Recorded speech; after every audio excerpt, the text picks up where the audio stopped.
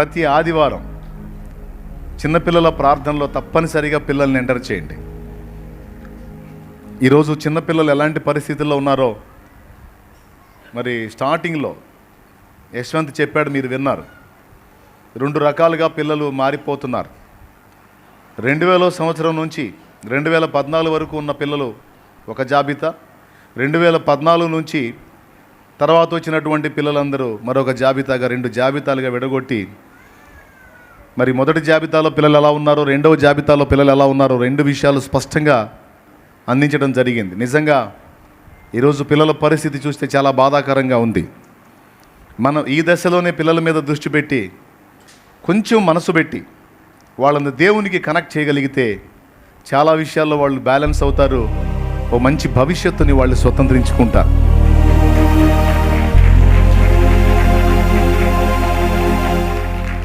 ఒక చిన్న వీడియో చూద్దాం. First video, second slide.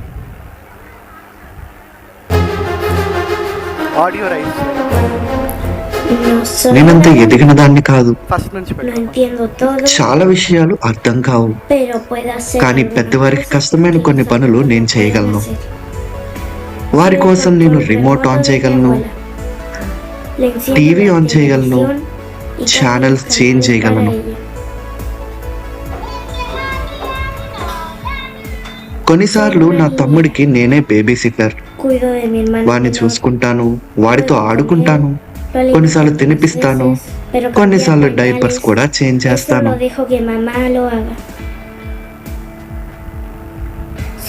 అలాగే ఇంటి పనుల్లో నేను చాలా దిట్టని. నేను వాషింగ్ మిషన్ కూడా ఆపరేట్ చేయగలను.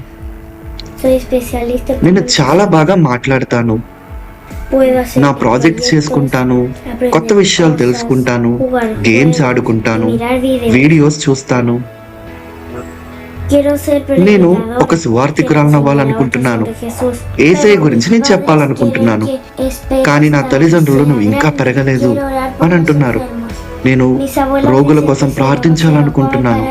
మా నాన్నమ్మ వాళ్ళు చాలా చిన్నదాని అంటారు. నేను నా స్నేహితులకి యేసయ్య గురించి చెప్పాలనుకుంటాను. నా టీచర్ ఇది సరైన ప్రదేశం కాదు అంటుంది.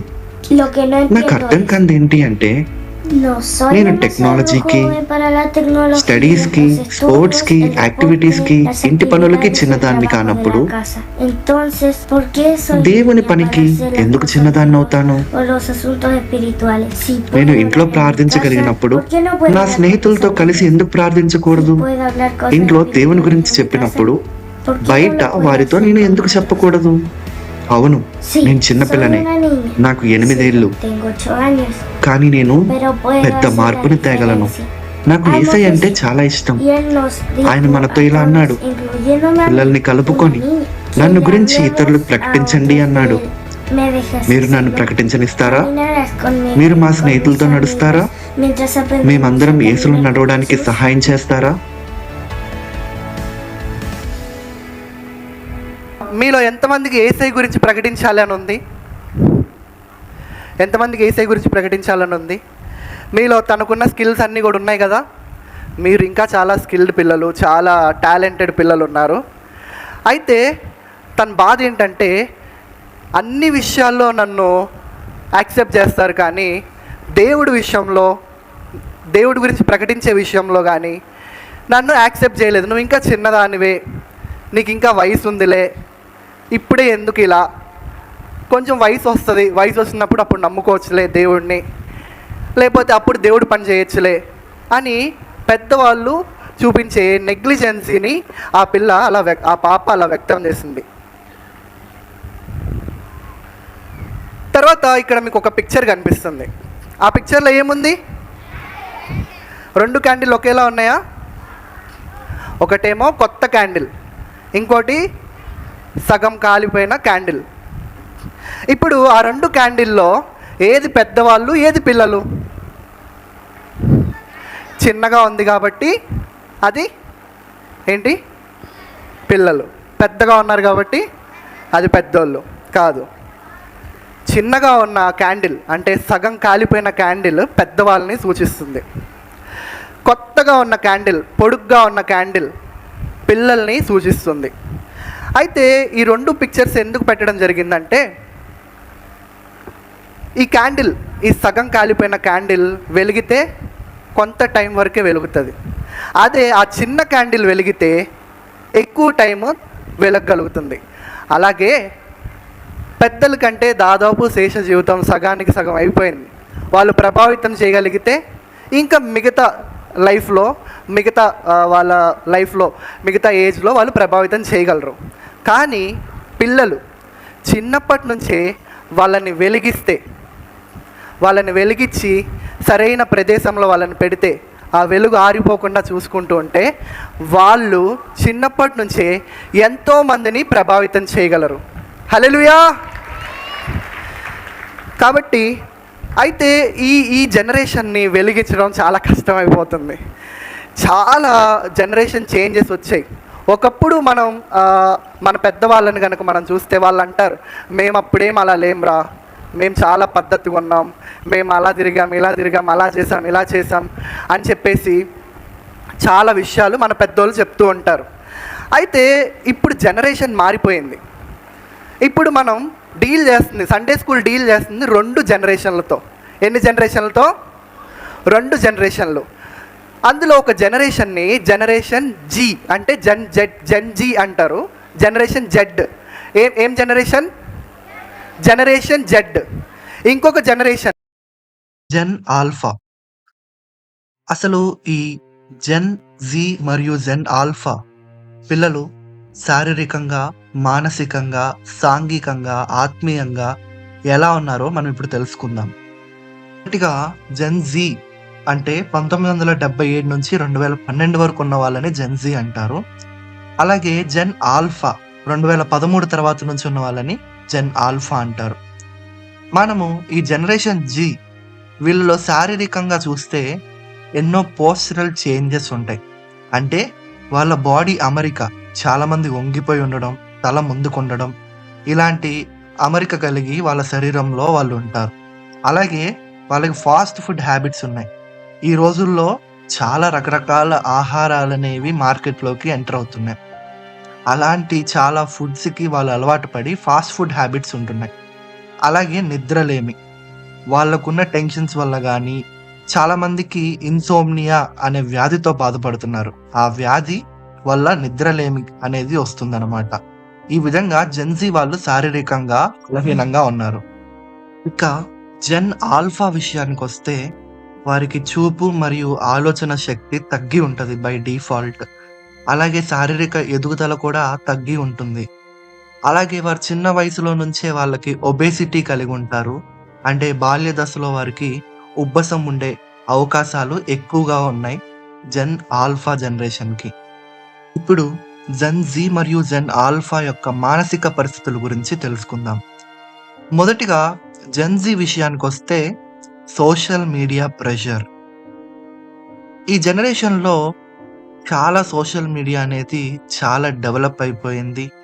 అండ్ సోషల్ మీడియాలో మనం ఎలా ఉన్నాం, మన స్టేటస్ ఎలా ఉంది, లైక్స్, షేర్స్, కామెంట్స్ ఎలా వస్తున్నాయి, మనం ఎంత పాపులారిటీ గెయిన్ చేయగలుగుతున్నాం, స్నాప్చాట్స్లో స్ట్రీక్స్ మెయింటైన్ చేయగలుగుతున్నామా, ఇట్లాంటి చాలా విషయాలు కొంతమంది జెన్జీ కిడ్స్ ప్రెషరైజ్డ్గా కూడా ఫీల్ అయ్యే ఛాన్సెస్ ఉన్నాయి.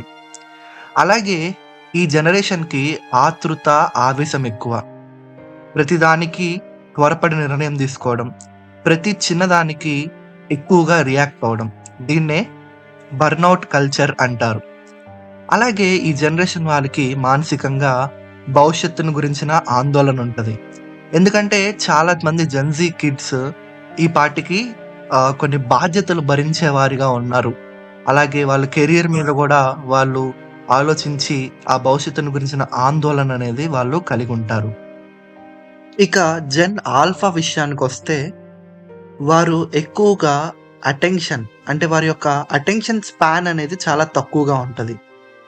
ఏదైనా ఒక విషయం పైన ఎక్కువ దృష్టి సారించలేరు. ఆ విషయం పైన ఎక్కువ వారు పరిశోధన చేయడం కానీ అలాంటి విషయాలు వాళ్ళు చేయలేరు. అలాగే వారికి అధిక ఒత్తిడి ఉంటుంది. అంటే ఏ చిన్న విషయానికి కూడా వాళ్ళు తాలుకోలేరు. ఉదాహరణకి ఇప్పుడు మీరు పిల్లల్ని కనుక చూస్తే పిల్లల దగ్గర ఫోన్ లాక్కున్నా వాళ్ళు ఏడ్చేస్తూ ఉంటారు, కోప్పడుతూ ఉంటారు. అయితే ఈ జెన్ ఆల్ఫా కిడ్స్కి ఓవర్ స్కెడ్యూలింగ్ కూడా ఉంటుంది. అంటే దీని తర్వాత ఇది, ఈ స్కూల్ అయిపోయిన తర్వాత ట్యూషన్ అయిపోయిన తర్వాత ఇలాగా ఎక్కువ స్కెడ్యూల్ ఉంటుంది. అలాగే ఆ స్కెడ్యూల్లో వాళ్ళు కోరుకున్న ఫోన్స్ అలాగే యాక్టివిటీస్ జరగకపోవడం కూడా ఒక ప్రాబ్లం అవుతుంది. సాంఘికంగా సమాజంతో ఈ 2 జనరేషన్ వాళ్ళు ఎలా ఉన్నారో ఇప్పుడు చూద్దాం. మొదటిగా జెన్‌జీ విషయానికొస్తే డిజిటల్ రిలేషన్‌షిప్స్. అంటే ఏదన్నా ఫోన్‌లోనే ఇన్‌స్టాగ్రామ్, ఫేస్‌బుక్ ఇలాంటివి చాలా టెక్నాలజీ పెరిగిపోయిన తర్వాత రిలేషన్‌షిప్స్‌ని కూడా ఫోన్‌లోనే మెయింటైన్ చేయగలుగుతున్నారు.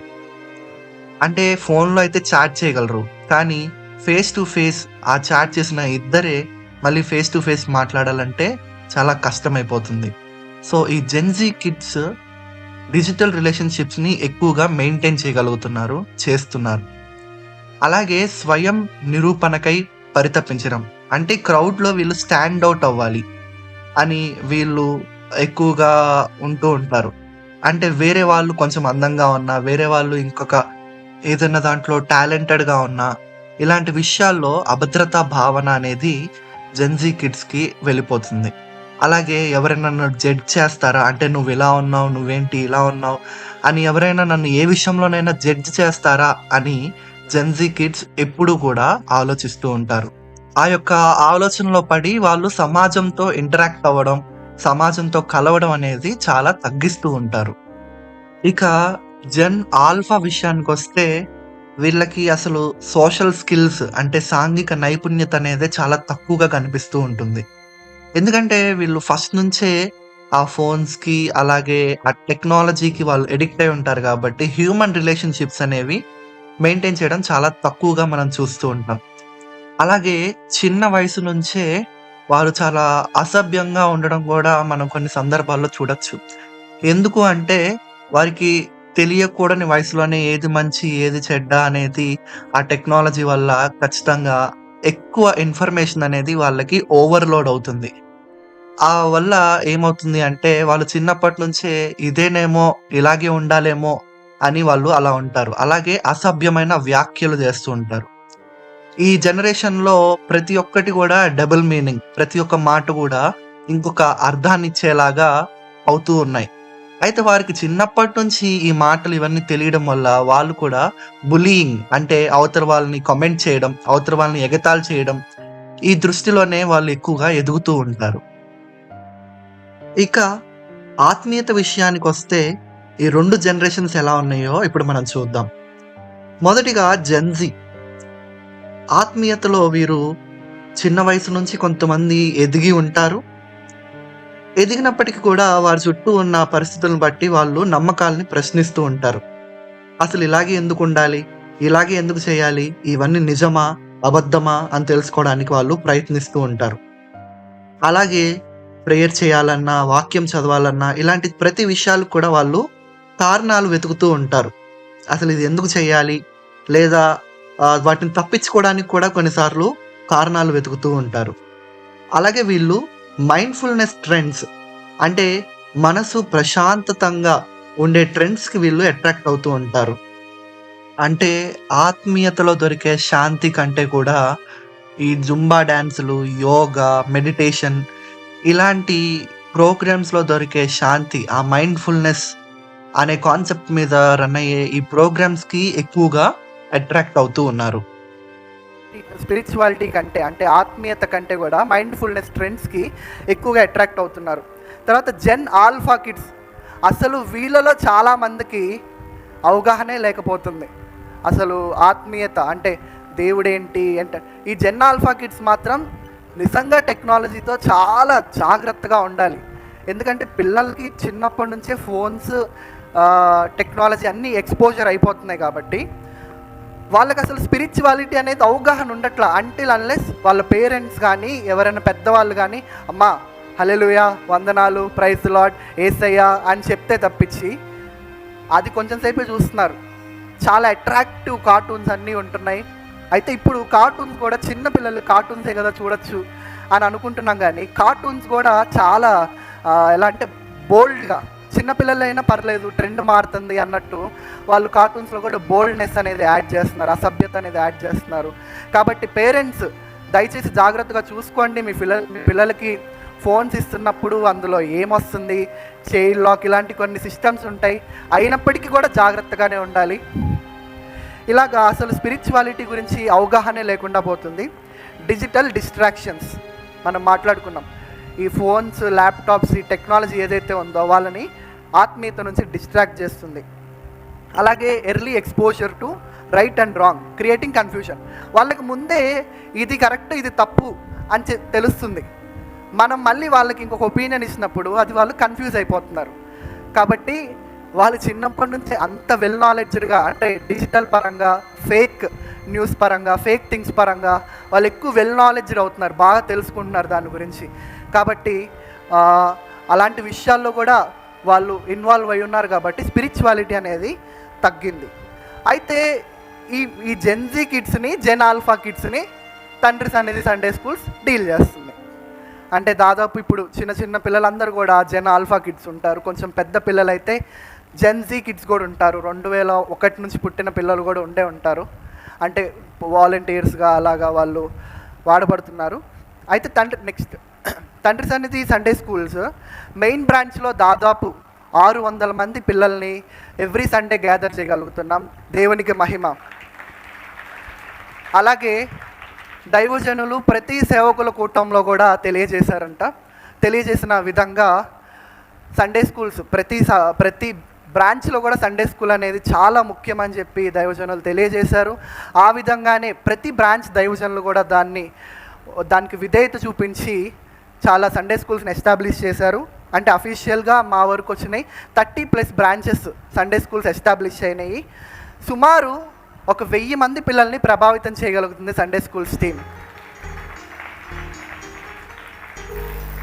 పోయినసారి మేలో మెగా బైబిల్ ఎగ్జిబిషన్ జరిగినప్పుడు 2 అంశాలు మాట్లాడుకున్నాం. నెక్స్ట్ ప్రాజెక్ట్ సండే స్కూల్స్, అలాగే మిషన్ రోబర్ట్ ట్రైక్స్. ప్రాజెక్ట్ సండే స్కూల్స్లో భాగంగా 10 ప్రాంతాలలో సండే స్కూల్ క్యాంప్స్ నిర్వహించాము. అక్కడ ఆల్రెడీ సండే స్కూల్ ఎస్టాబ్లిష్ లేకపోతే సండే స్కూల్ని ఎస్టాబ్లిష్ చేశాము. అక్కడ టీచర్స్కి ఎలా చెప్పాలి ఏంటి అనేది ఒక వాట్సాప్ గ్రూప్లో యాడ్ చేశాము. అలాగా ఈ 10 ప్రాంతాలలో లాస్ట్ సమ్మర్ హాలిడేస్లో మాకున్న ఒక 2 మంత్స్ స్పాన్లో ఒక 10 ప్రాంతాలలో మేము ప్రాజెక్ట్ సండే స్కూల్ని నిర్వహించగలిగాము. అటు తర్వాత మిషన్ రాబర్ట్ ట్రైక్స్. Next slide. మిషన్ రాబర్ట్ ట్రైక్స్లో భాగంగా కొన్ని స్లమ్ ఏరియాస్ని విజిట్ చేశాము, కొన్ని ఆశ్రమాలని విజిట్ చేశాము. అయితే వాళ్ళు కాన్ఫిడెన్షియల్గా ఉంచమన్నారు కాబట్టి అవి అలాగే కాన్ఫిడెన్షియల్గా ఉంచాము. ఇన్ఫర్మేషన్ అంతా మినిస్ట్రీకి మేము సెండ్ చేశాము. నెక్స్ట్ అయితే ఇలాగా ఈ జెన్ ఆల్ఫా కిడ్స్ని మేము దృష్టిలో ఉంచుకొని వాళ్ళు social, physical, mental and spiritual wellbeing బాగుండేలాగా 5 సండే ప్లాన్ని మేము డిసైడ్ చేయడం జరిగింది. ఇందులో ఫస్ట్ సండే వచ్చేసి వారికి పాత నిబంధన నుంచి ఒక స్టోరీ చెప్పడం జరుగుతుంది. అలాగే సెకండ్ సండే వచ్చి కొత్త నిబంధన నుంచి ఒక స్టోరీ, థర్డ్ సండే వచ్చేసి ఒక మిషనరీ స్టోరీ. ఇలాగా దాదాపు ఒక్కొక్కటి 12 స్టోరీస్ అవుతాయి. అయితే ఫోర్త్ సండే వచ్చేసి ఇంటరాక్షన్ డే. అంటే ఈ ఫోర్త్ సండే, ఈ 3 సండేస్ జరిగినవన్నీ కూడా వాళ్ళకి ప్రశ్నలు అడగడం, ఎగ్జామ్స్ రాయించడం, క్విజ్ లాగా పెట్టడం, దానితో పాటు కౌన్సిలింగ్. పెద్దవాళ్ళకి, పిల్లలకి కానీ ఏమైనా సందేహాలు ఉంటే వాళ్ళ టీచర్ని అడిగేలాగా, వాళ్ళ టీచర్ వాళ్ళతో ఇంటరాక్ట్ అయ్యి మాట్లాడేలాగా, వాళ్ళ సోషల్ లైఫ్లో హెల్ప్ చేసేలాగా. పెద్ద పిల్లలకైతే కౌన్సిలింగ్ క్లాసెస్ 4th వీక్ మేము తీసుకుంటున్నాం. అలాగా వాళ్ళు మాతో ఫ్రీగా మూవ్ అయ్యేలాగా మేము ఆ ఇంటరాక్షన్ డే అనేది 4th వీక్ మేము డిజైన్ చేసాం. అలాగే ఫిఫ్త్ సండే వాళ్ళ ఫిజికల్ హెల్త్ కోసం జాలీ సండే అని దానికి నేమ్ ఇచ్చాము. జాలీ సండే ఏంటి అంటే ఆటలు, బైబిల్కి సంబంధించిన విషయాలు మాత్రమే కాకుండా ఫిజికల్గా వాళ్ళు హ్యాపీగా ఉండేలాగా, ఫిజికల్గా వాళ్ళు గ్రో అయ్యేలాగా కూడా కొన్ని ఆటలు డిజైన్ చేసి ఏ క్లాస్కి ఆ క్లాస్, ఏ వయసుకి తగ్గట్టు ఆ వయసు టీచర్స్ వాళ్ళకి ఆటలు డిజైన్ చేసి పెట్టడం. దాంతోపాటు వాళ్ళకి ఏమైనా టాలెంట్స్ ఉంటే ఆ రోజు అక్క నేను పాడతాను, నేను ఆడతాను, నేను పలానా ఆర్ట్ గీసుకొస్తాను, పలానా ఆర్ట్ చేస్తానంటే ఇక్కడ చెయ్యి అని వాళ్ళని ఎంకరేజ్ చేయడం. వాళ్ళకున్న క్రాఫ్ట్స్, ఆర్ట్స్ అన్నీ, వాళ్ళ నాలెడ్జ్ అంతా మేము ఆ 5th సండే చూసి సంతోషించడం జరుగుతుంది. ఎంతమంది జాలీ సండేలో ఎంజాయ్ చేశారు పిల్లలు? ఎంజాయ్ చేస్తారు కదా? ఎస్. ఇలాగా 5th సండే జాలీ సండేగా వాళ్ళకి నిర్వహించడం జరిగింది. సో ఈ 5 సండే ప్లాన్ అనేది మన మెయిన్ బ్రాంచ్లోనే కాకుండా అన్ని బ్రాంచెస్లో ఇలాగే అమలు చేస్తున్నాము. అన్ని బ్రాంచెస్ టీచర్స్ని కూడా మేము కోఆర్డినేట్ చేసి వాళ్ళందరికీ కలుపుకొని మేము లెసన్ పెట్టడం జరుగుతుంది. ఎవ్రీ వెన్స్డే లోపు వాళ్ళకి లెసన్ పెడతాము. అలాగా పిల్లలకి పాటలు, చిన్నపిల్లల పాటలు, అలాగే దైవజనుల పాటలు, అలాగే పాత పాటలు, పెద్ద పాటలు అన్నీ మేము నేర్పించడం జరుగుతుంది. అలాగే నెక్స్ట్ ఈ సంవత్సరంలో టీచర్స్ మీటింగ్ కూడా జరిగింది. Teachers meeting 1 day full teachers meeting జరిగింది. ఇంకా దైవజనులు అలాగే మినిస్ట్రీ వాళ్ళు మనకి కొన్ని అంశాలు ఇచ్చి ఉన్నారు. ఆ అంశాల నిమిత్తం కూడా మనకి ఇంకా టీచర్స్ మీటింగ్స్ జరగాలని మనం ప్రార్థిద్దాము. మెగా బైబిల్ ఎగ్జిబిషన్ దేవుడి నామానికి మహిమకరంగా అసలు ఊహించని విధంగా మెగా బైబిల్ ఎగ్జిబిషన్ జరిగింది. మేము చాలా చిన్నదిగా అవుతుందేమో, అసలు జరుగుతుందో జరగదో అనుకున్నాం. దేవుడు మాత్రం తన కార్యాన్ని మనందరి పట్ల చూపించి మెగా అని పేరు పెట్టినందుకు నిజంగానే మెగా రేంజ్లో బైబిల్ ఎగ్జిబిషన్ దాదాపు 150+ ఆబ్జెక్టివ్ లెసన్స్ ఎగ్జిబిట్ చేసే థింగ్స్ అన్నిటిని పిల్లల్ని కూడా వాడుకున్నారు. Next slide. అలాగే తండ్రి సన్నిధి సండే స్కూల్స్లో నుంచి కొంతమంది సేవకులు లేచారని చెప్పడానికి చాలా సంతోషిస్తున్నాం. అలాగే చాలామంది పరిచారకులుగా వాడబడుతున్నారని చాలా సంతోషిస్తున్నాం. ఇప్పటి వరకు తండ్రి సన్నిధి సండే స్కూల్స్లో 200 మంది వరకు రక్షణలోనికి వచ్చారు. హల్లెలూయా. అలాగే ఈ సంవత్సరం 20 మందిని రక్షణలోకి నడపబడ్డారు. అయితే ఇలాగా సండే స్కూల్ అనేది తన ప్రోగ్రామ్, అంటే సండే స్కూల్ టీమ్ మేమందరం ఎవ్రీ వీక్ సండే స్కూల్ అయిపోగానే అందరం గ్యాదర్ అయ్యి ఇంకా ఏం చేయాలి, ఎలా చేస్తే బాగుంటుందని ఎవ్రీ వీక్ మేము డిస్కస్ చేసుకుంటాము. ఆ రోజున్న లోటుపాట్లన్నీ మేము తెలుసుకొని పిల్లలకి అల్టిమేట్గా పిల్లలు అన్ని విధాలా ఎదగాలి. ఓన్లీ స్పిరిచువల్గానే మాత్రమే కాదు, ఎవరైనా ప్రశ్నిస్తే చెప్పాలి,